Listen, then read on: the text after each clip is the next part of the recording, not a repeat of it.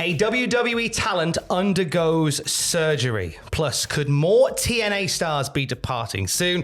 And an ex-WWE commentator could be making a comeback. It's all in the Cultaholic wrestling news right now. We're sending best wishes to the pride of the UK in SmackDown General Manager Nick Aldis. What's going on? So this comes from PW Insider, who now there was stuff circulating online yesterday that Nick Aldis may have had an injury of some sort, and PW Insider say Nick Aldis did indeed suffer a torn bicep. We are told by WWE sources he underwent surgery today and is not currently expected to miss any appearances from the company. Now, Nick Aldis also confirmed this on Twitter and said, yes, I just got out of surgery for a ruptured bicep tendon, and yes, the sheets had it within minutes. God bless him. Must be a slow news day.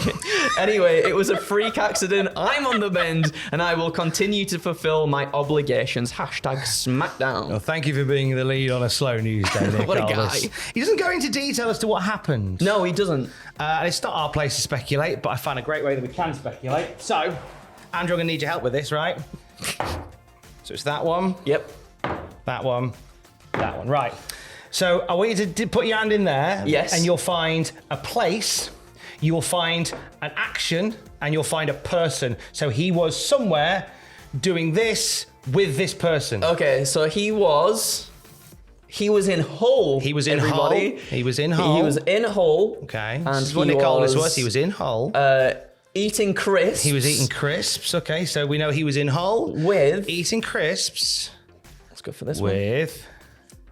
Triple H. Oh, of course he And was. Triple H loves a good English crisp, He you know does what I love mean? a good English crisp. If he's not doing that, then I'm going to make a guess myself and say that Nick Aldis was in Tesco. Oh.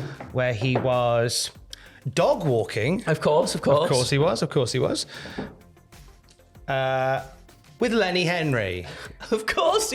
Best So, friends. Best friends. Best friends. Getting a Tesco meal deal. Things go wrong, you know? It happens. It happens. It happens to the best of us. Get that on Fightful, Sean Ross.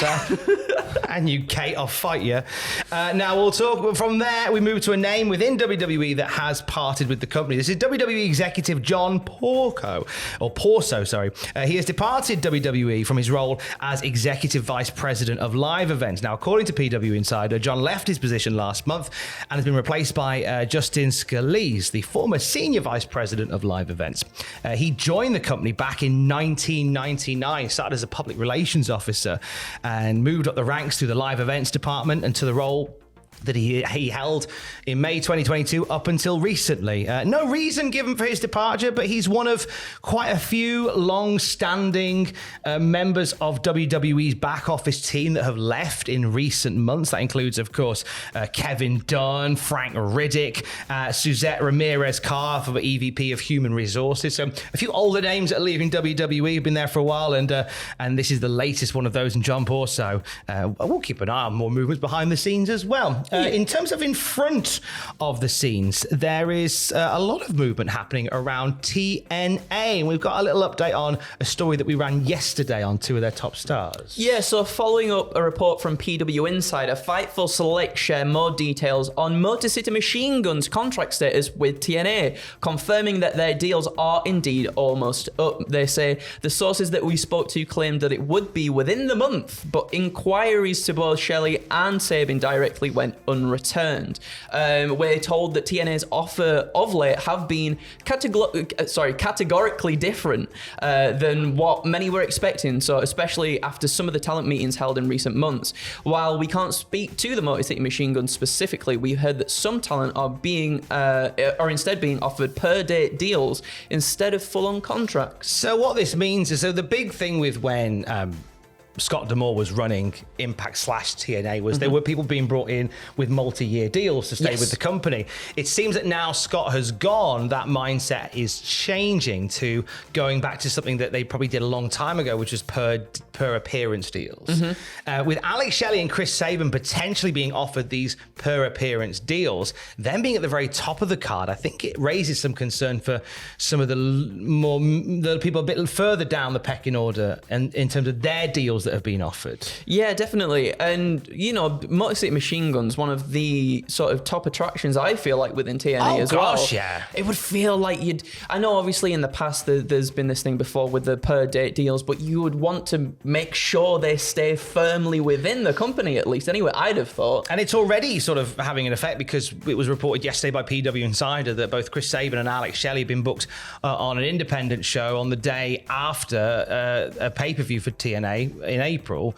So they won't be part of the TV tapings that immediately follow them. Wow. So that means that, after that pay-per-view, Shelley and Sabin potentially missing from action on TV for several weeks as a result of it. And that's always the issue with an appearance deal. Yeah. If you're not part of the TV tapings, then you might not be on telly for a long time. Yeah, exactly. Obviously with the exceptions like putting vignettes in and stuff like that, but certainly nothing in ring. There was a lot of conversation around Josh Alexander and his situation in TNA. A bit of controversy around this when it was announced that he was staying with TNA as they were exercising their third-year option with him, which is a weird way of saying that he is staying on. Yes. Which made us go, is everything all right?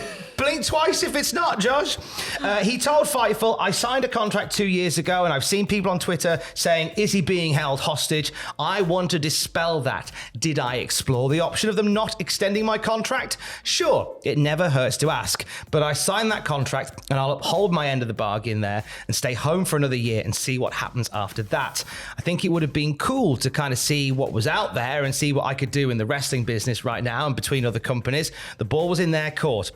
It was a team option. They picked it up, and I'm happy to stay for another year and do things I've been doing for the past 5 years. I mean, he will be great there, and I'm glad that he's staying as part of the company. Yes. Absolutely delighted that he's staying as part of the company. I don't know whether I really buy that he's mega chuffed about it. You know what I mean? I think maybe Something's amiss.